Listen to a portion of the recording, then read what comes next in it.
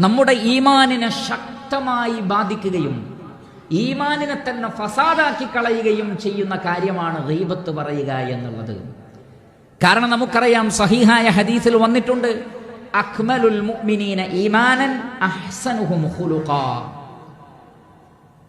സത്യവിശ്വാസം ഏറ്റവും സമ്പൂർണമായിരിക്കുന്നത് നിങ്ങളുടെ കൂട്ടത്തിൽ ഏറ്റവും നല്ല സ്വഭാവക്കാരനാണ്. അപ്പോൾ ഒരു മനുഷ്യന്റെ സ്വഭാവം എത്രമാത്രം വിശിഷ്ടമാണോ അത്രമാത്രം ഈമാനിൽ വർധനവുണ്ടാകുന്നു. എന്നാൽ സൽസ്വഭാവത്തിൽ ഇടിവ് സംഭവിക്കുമ്പോൾ യഥാർത്ഥത്തിൽ ഈമാനിലാണ് തകരാറ് സംഭവിക്കുന്നത്. എങ്കിൽ ഏറ്റവും മോശമായ സ്വഭാവം ഒരാളിലുണ്ടെങ്കിൽ അത് അയാളുടെ ഈമാനിനെ ഏറ്റവും മോശമായ നിലക്ക് ബാധിക്കും.